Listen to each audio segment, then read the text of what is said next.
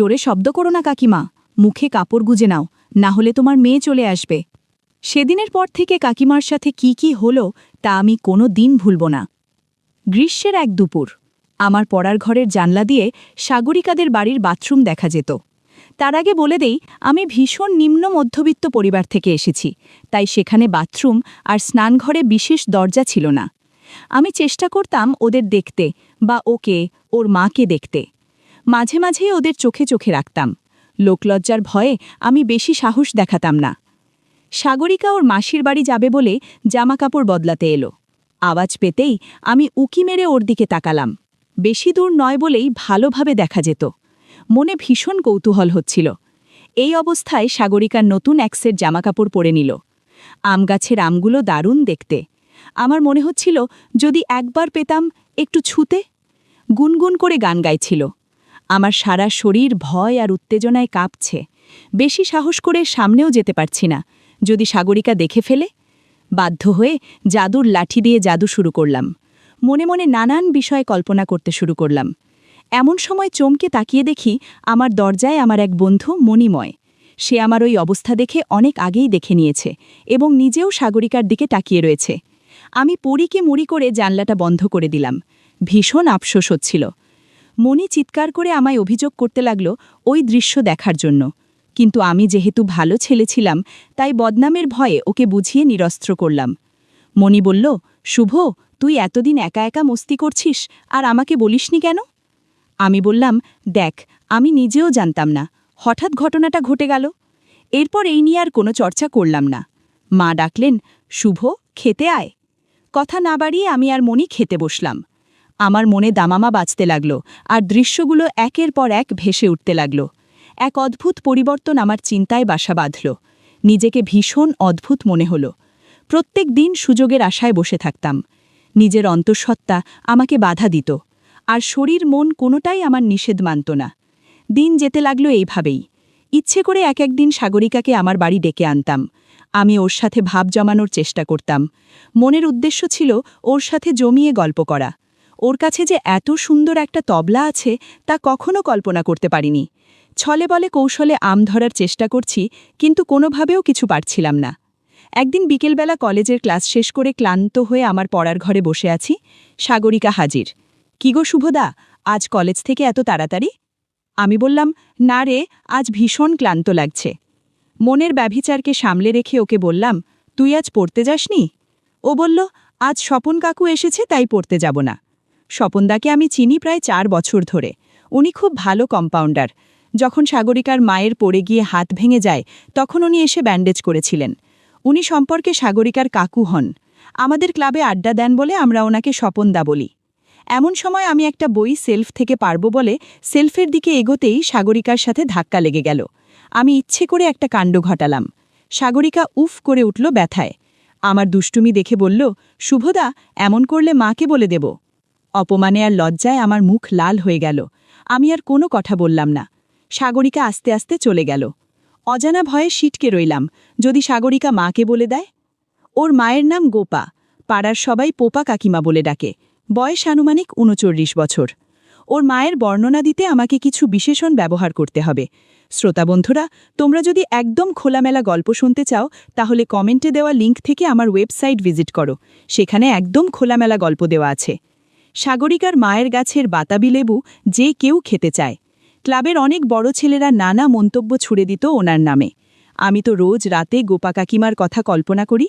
নানা উচিলায় তাদের বাড়ি যাওয়া আমার নিত্যকর্ম ছিল, কিন্তু কিছুতেই কিছু সুবিধে করতে পারছিলাম না।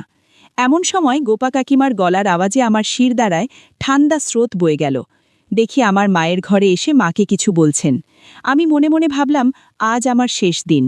আমার মা খুব রাগী আর অন্যায়কে আমল দেন না, আর আমার এই ঘৃণ্য কর্ম যদি বাবা জানতে পারে তাহলে আমার নিস্তার নেই। দরজা বন্ধ করে চোখ বন্ধ করে খাটে বসে রইলাম খারাপ সময়ের আশায়। কতক্ষণ কাটিয়েছি আমার মনে নেই। মাথায় একটা নরম হাতের ছোঁয়া। চমকে উঠে দেখি গোপা কাকিমা। হেসে বললেন, কি ব্যাপার, সন্ধেবেলা তুমি এইভাবে বসে আছো কেন শুভ? আমার সব যন্ত্রণার অবসান হয়ে গেল। আমিও বিগলিত হয়ে বললাম, কলেজে চাপ আছে প্র্যাকটিক্যাল ক্লাসের, তাই একটু ঝিরিয়ে নিচ্ছি। গোপা কাকিমা পাতলা সুতির শাড়ি আর ব্লাউজ পরেছিল, বেশ পুরনো, আঁচল অগোছালো। আমি তার সাথে কথা বলতে আর চোখে এদিক সেদিক তাকাচ্ছি। কিছুক্ষণ কথা বলার পর আমি বুঝে নিয়েছি সাগরিকা তার মাকে কিছু বলেনি। উনি বললেন, শুভ, আমায় একটু সাহায্য করতে হবে। আমি বাধ্য ছেলের মতো বললাম, বলুন কি করতে হবে। সাগরিকা অঙ্কটা নিয়ে গোলমাল করছে, আর ওর দিদিমণি ওকে ঠিকমতো সময় দেয় না। ওর বাবা বলল, তুমি নাকি অঙ্কে ভালো, দেখো না যদি দিনে 1-8 ঘন্টা পড়িয়ে দিতে। একটু কথায় সুরে অনুগ্রহ মনে হলো। আমার কাছে সেটাই বড় সুযোগ। 7-5 না ভেবে জিজ্ঞাসা করলাম, মাকে জিজ্ঞাসা করেছেন? উনি সাথে সাথে জবাব দিলেন, হ্যাঁ হ্যাঁ, দিদি তো বলল তুমি সময় দিলেই হবে। আমার একটু অবাক লাগলো, কারণ গ্রামে ভালো ছেলের অভাব নেই। আমার প্রতি এই অনুগ্রহ দেখাবার কি মানে? সাগরিকাকে পড়ালে কিছু টাকা নিশ্চয়ই পাবো, আর যদি গোপা কাকিমাকে চোখের দেখা সামনে থেকে দেখতে পারি তো মন্দ কি। আমি এক প্রকার নীরব সম্মতি জানালাম। উনি ফিরে গেলেন। মাকে বললাম, সাগরিকার মা তোমায় কি বলল? মা কোনো সন্দেহ না করেই বলল, তোকে কাল সন্ধে থেকে পড়াতে বলেছে, আর 200 টাকা মাসে দেবে বলেছে। কাল শনিবার, কাল থেকেই চলে যা, আর তোর তো কলেজ নেই। কিছু বলার অবকাশ না রইল। এখানেই আমার কৌতূহল দমিয়ে প্রফুল্ল মনে আড্ডার দিকে রওনা হলাম, যাতে মা কোনো সন্দেহ না করে। সাগরিকা আমার সামনে লজ্জা করে মাথা নিচু করে বাধ্য মেয়ের মতো বসে আছে। টেক্সট বুক থেকে 2-4টে অঙ্ক করতে দিলাম, যাতে অন্তত বুঝতে পারি সাগর অঙ্কে কেমন। ওদিকে কলঘরে পানি পড়ার আওয়াজ পাচ্ছি। মনে এক অদ্ভুত আনন্দ। মা আর মেয়েকে একই সঙ্গে দেখতে পাবো ভেবেই বেশ আনন্দ হচ্ছিল। একটু পরে ব্লাউজ ছাড়া গায়ে ভিজে কাপড় ছাপিয়ে গোপা কাকিমা আসলেন। জিজ্ঞাসা করলেন, শুভ, কখন আসলে? আমি আনমনা হয়ে ভাবছি, হালকা চীনা সাবানের সুন্দর গন্ধে মন ভরে গেল। কি যে অপরূপ লাগছে তা বলে বোঝানো যাবে না। কাকিমা বললেন, আমি কাপড়টা ছেড়ে আসি, তারপর চা দিচ্ছি, তুমি বসো, বলে হুড়মুড় করে পাশের ঘরে চলে গেলেন। আমার বাজ পাখির মতো চোখ এক ঝটকায় না দেখা সব কিছু দেখে দেখে মন জুড়িয়ে নিল। সেদিনের মতো আমায় সাগরের বাড়ি থেকে ফিরে আসতে হলো খালি হাতেই। ভীষণ ক্লান্ত, দ্বিধাগ্রস্ত হয়ে নিজের পড়ার ঘরে চলে গেলাম। হঠাৎই একদিন সন্ধেবেলা বাবা অফিস থেকে সবে ফিরেছেন। ওদের বাড়ি থেকে গোপা কাকিমার চিৎকার শুনেই বাইরে দৌড়ে বেরিয়ে গেলাম।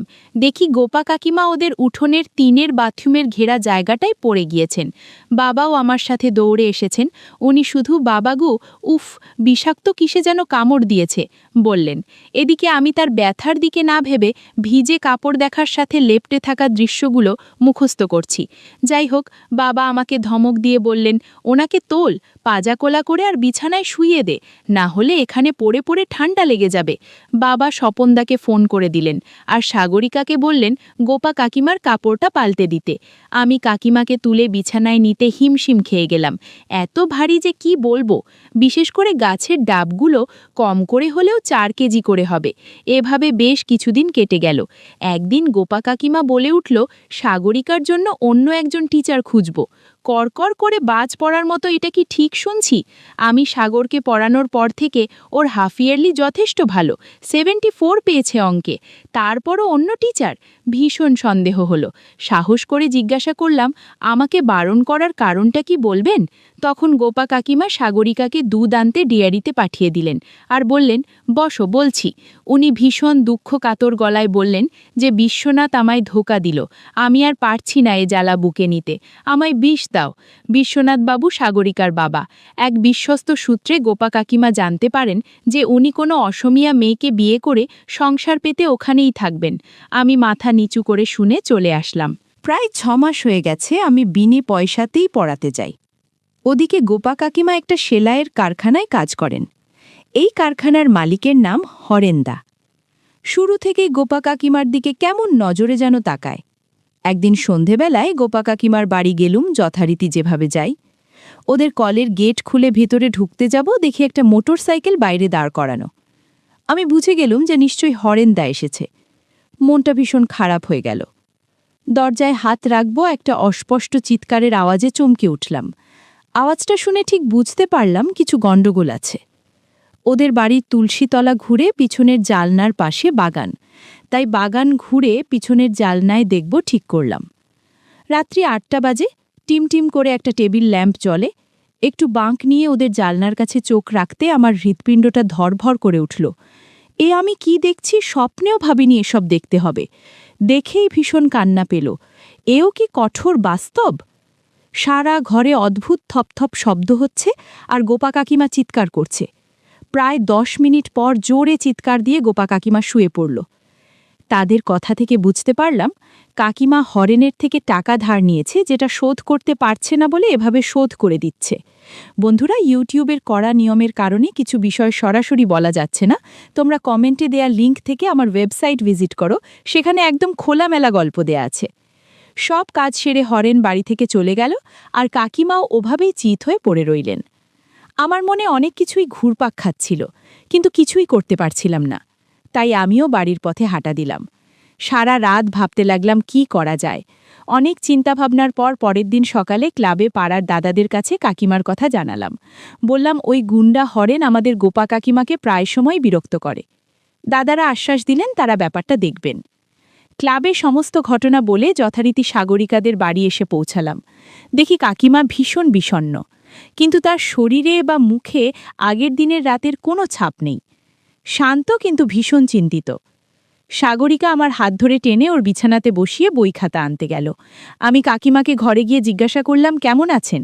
উনি বললেন, একটু ভালো। সাগরিকাকে চেঁচিয়ে বললাম, তুই বই নিয়ে বসে পড়া আরম্ভ কর, আমি মার সাথে কিছু জরুরি কথা বলে আসছি। কাকিমার সামনে বিছানায় বসে আস্তে আস্তে বললাম, কাকিমা, আমি জানি তুমি গুন্ডা হরেনের সাথে সমস্যায় পড়েছ। হরেন টাকা নিয়ে রোজ তোমার সাথে খারাপ ব্যবহার করছে। কাকিমা ধরফর করে উঠে বলেন, তুমি কি সব জেনে গিয়েছ? কাকিমাকে আমি কালকের লুকিয়ে দেখার বিষয় কিছুই বললাম না, শুধু বললাম হরেন গল্প করছিল তাই শুনেছি, তবে তুমি কোনো চিন্তা করো না। কাকিমা একটু ইতস্তত হলেও চুপচাপ বসে আছেন। আমি সান্ত্বনা দিয়ে আরও বললাম, ক্লাবের সবাই তোমার সাথে আছে। কাকিমা কিছু না বলে আমায় জড়িয়ে ধরে কাঁদতে কাঁদতে বললেন, শুভ, তুমি যে আমার বিপদে কি সাহায্য করছো তা তুমি জানো না।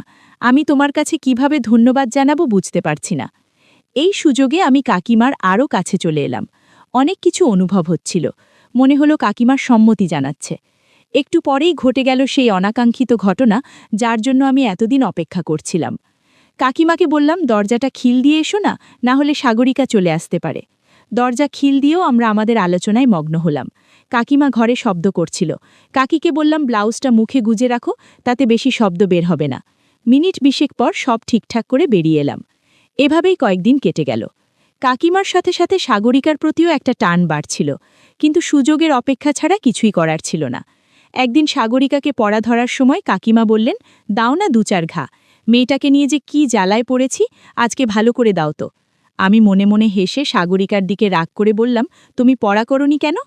সাগরিকা আদুরে গলায় বলল, বারে, এত শক্ত শক্ত প্রশ্ন কি করে পারব? আমি বললাম, এত দূরে বসলে পড়া বুঝবে না, আমার দিকে এগিয়ে এসো, বসো। ও আমার একেবারে পাশে এসে বসল।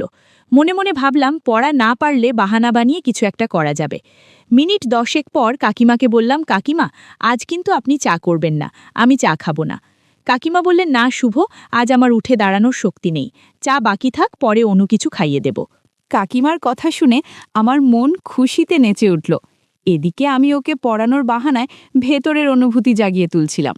আমার আজব কাজকর্মের কারণে সাগরিকা কাঁপছে আর মাঝে মাঝে হ্যান্ডরাইটিং খারাপ হয়ে যাচ্ছে। ওর হাবভাব দেখে বলতে পারলাম তৈরি হয়ে গেছে। আর একটু ভালোভাবে তাকিয়ে দেখলাম মৌচাক দেখা যাচ্ছে। সদ্য নতুন মৌচাক বলে কথা।